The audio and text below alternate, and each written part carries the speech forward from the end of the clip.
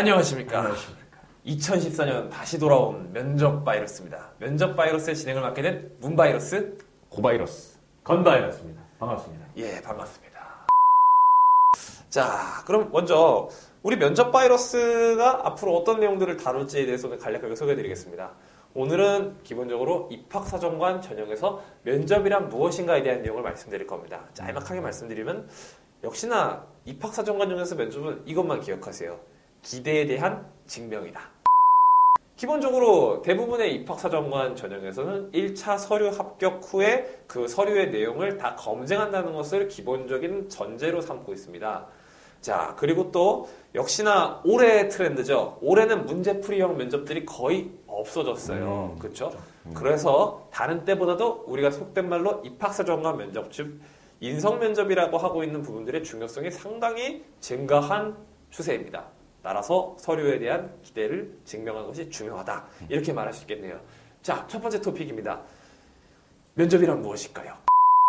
일단 내용상 분류를 먼저 말씀을 좀 드리도록 하겠습니다. 내용상 분류라고 하는 것은 뭐 이제 주로 면접에서 어떤 내용들을 다루게 되느냐. 그러니까 여러분들 면접관을 앞에 딱 뒀을 때 무슨 내용을 말하느냐. 네, 이거를 제가 말씀을 드릴 겁니다. 아까 우리 문박께서도 말씀해 주셨듯이 올해는 대부분 인성면접 위주로 치러지고 있습니다. 인성면접이라면 무엇이냐? 뭐 생활기록부나 아니면은 뭐 자기소개서나 이런 것들을 토대로 해서 너 자기소개서 이런 내용 써놨던데 다시 말해볼래? 아니면 너 생활기록부에 이런 내용 있는데 한번 증명해볼래? 이런 내용들이 올해 보통 주를 이루고 있다. 뭐 이렇게 볼 수 있고요. 그 외에 인성을 물어보는 척 하면서 시사를 물어보는 경우가 종종 있습니다. 뭐 올해 같은 경우는 뭐 외대나 아니면 뭐 이런 뭐 여러 개의 대학교들 중에서 그냥 은연중에 너 생활기록부 그렇게 생각하구나. 이번에 엔저 형상에 대해서 어떻게 생각해? 갑자기 치고 들어오는 거죠. 그래서 이런 경우의 문제를 물어보는 시사형 면접 아직 좀 남아 있습니다. 아니면 이제 전공 적합성. 그러니까 네가 과연 그 전공에 얼마나 적합한 사람인지를 얘기해주는 경우, 그리고 최근에 아직까지 남아있는 이제 숙명여자대학교에서 물어보는 뭐 상황 제시형 딜레마 면접도 있습니다. 그래서 뭐 네가 5만 원을 길 가다 주웠어. 이거 경찰서에 갖다 줄래? 네가 꿀꺽할래? 이런 거 물어보는 그런 면접들. 보통 요 정도의 내용상 분류가 아직 남아있다. 이렇게 말씀 좀 드릴 수 있겠네요. 아무튼 크게 말하자면은 입학사정관 전형 면접 그리고 문제풀이형 면접이 있다. 이렇게 요약될 수 있겠네요. 네. 자, 내용상 분류 들었고요. 두 번째로 그 면접의 그 형식상 분류를 할 수 있겠네요. 이거는 우리 건바이러스가 소개해 주시죠. 네. 면접의 형식상 분류에는 일단 그 면접장에 들어갔을 때 몇 명의 사람과 몇 명의 면접관과 몇 명의 평가자들이 이제 앉아서 평가를 보는지, 그리고 면접이 진행되는 형식에 따라서 약간 구분이 되는데요. 일단 전체적인 형식을 모두 다 알려드리자면 이제 1대 다면접, 학생 이제 나 혼자 이제 교수님 세 분께 이제 약간 그 맞는 다구리를 다구리를 맞는 네. 그러니까 세 분께 집중 포화를 받는 1대 다 면접이 있고요. 정확히 이런 구도 아닙니까?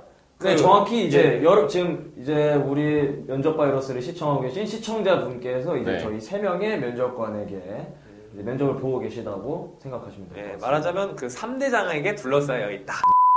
자, 그리고 물론 구도상 같겠지만 여러분들 지금 시청자분들께서 앉아 계신 그 자리에 왼쪽과 오른편에 한 명씩 더 자리하는 다대다 면접이 있습니다.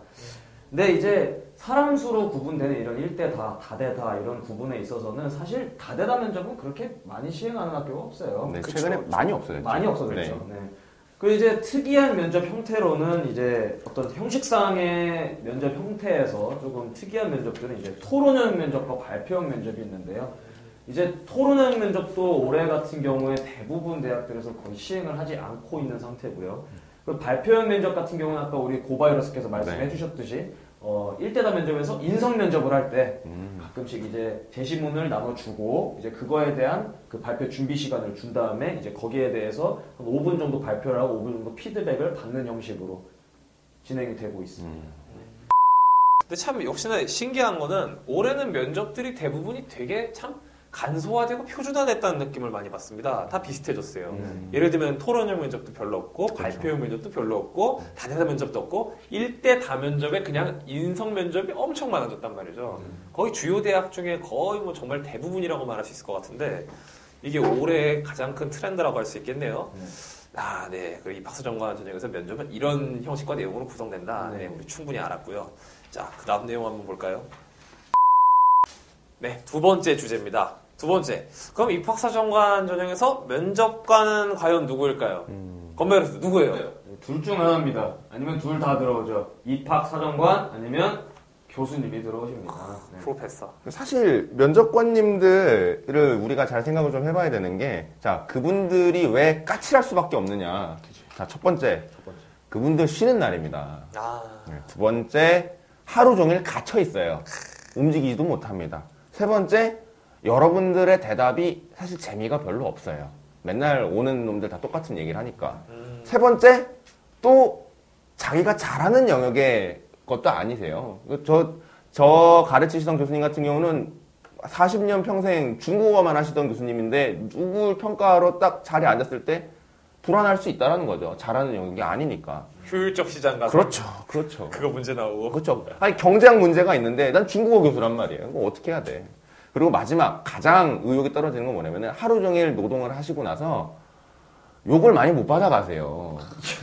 욕을 많이 못 받아가시기 때문에 지루할 수밖에 없죠. 그리고 뭐 입학사정관 분들도 들어가시니까요. 뭐 들어가시는 경우가 있고 들어가지 않는 경우가 있는데 입학사정관 분들이 들어가시는 경우에는 교수님들하고 달리 직업이 애초에 그거기 때문에 조금 친절하신 경우는 있습니다. 뭐 그렇다고 교수님들이 다 까칠하신 건 아니니까 너무 겁먹지 말고 그래서 면접관에는 어쨌든 입학사정관님과 교수님들이 들어오시거나 아니면 교수님들만 들어오거나 이런 경우가 있다. 근데 건바이러스 그런 경우도 있지 않아요? 그 기본적으로 그 입학사정관 전형에서 면접은 1차 서류 평가 있고 2차가 면접이잖아요. 근데 그 1차에서 서류를 평가했던 사람과 2차에 면접을 보는 면접관이 서로 다른 사람일 수 있잖아요. 아, 다른 사람일 수 있죠. 다른 사람일 수 있죠. 그러니까 서류를 평가해서 그래 면접으로 그럼 면접장에서 보자 라고 했지만은 자 면접을 막상 보러 오는 사람은 당신을 평가하러 들어오는 사람은 다를 수 있다는 거죠. 아이들이 면접에 들어와서 이제 여러분들과 같은 나이실 텐데 이제 들어와서 하는 얘기가 꼭 서두에 이런 걸 붙여요. 아, 제가 자소서에 썼지만 제 생기부에도 나와 있습니다. 자, 근데 중요한 게 뭐냐면 그때부터 찾아보기 시작하죠. 제 생기부에도 나와 있지. 네. 이거 해야지. 이렇게 봐야지. 이렇게. 이거. 서류에 대한 검토가 제대로 안 된 상태에서 들어오실 수도 있다. 오늘까지 면접 본 학교들 몇 개 있었죠? 네, 있습니다. 예. 10월 18일 오전에 서울여자대학교 면접이 있었었는데 이제 저희랑 같이 이제 멘토링했던 몇몇 친구들이 이제 연락이 왔습니다. 이제 실시간으로 연락이 와요. 그거 왔는데 오늘 받은 질문 중에 하나가 자기소개서의 첫 번째 문장이 있었어요. 그 친구 같은 경우 이제 자기가 가지고 있는 꿈을 주변 사람들에 의해서 되게 만류받고 부정당하는 내용들이 자기소개서 처음에 나와 있는데 자, 너는 그랬다는 얘기를 들었을 때 기분이 어땠냐? 그럼 어떻게 극복했냐? 그래서 어떻게 이 자리까지 왔냐라는 이야기를 처음으로 물어보셨다라고 얘기도 하시고 또 더불어서 이제 지원 동기 그리고 뭐 마지막으로 하고 싶은 말 이런 것들까지도 많이 물어보셨다라고 하더라고요. 그러니까 기본적으로 여러분들이 지금 연습하고 있는 것들을 그대로 물어봐 주시기도 하지만 자기소개서에 있는 내용과 생활기록부에 있는 내용들이 실제로 여러분들 면접에서 상당 부분을 차지한다. 그러니까 기본일 것 같아요. 그러니까 아무리 뭐 서류를 다 못 보고 들어오실 수 있다 하더라도 서류에서 기본적으로 물어볼 수 있는 사항들이 있잖아요. 예를 들면 여러분들이 읽었던 책, 뭐 감명 깊었다고 주장하는, 주장하는, 그러나 읽은 적이 없으나 담임쌤이 잘 마사지 해준 그런 책들에 대해서 충분히 물어볼 수 있고, 그 다음에 봉사활동 어디서 했는데 뭐 느꼈냐 물어볼 수 있는 거고, 그 다음에 뭐 대표적인 것들 그런 거 있죠. 그 장래 희망, 고1, 고2, 고3 다 다르게 적혀 있는 경우, 이런 거 정도는 당연히 준비를 해가야 된단 말이죠. 그럼 또 이렇게 물어본다? 그러면은, 저는 고1 때랑 고2 때랑 고3 때랑 장래 희망 다 다른데요? 아, 그런 경우 있죠. 예. 이거 어떻게 해야 돼요?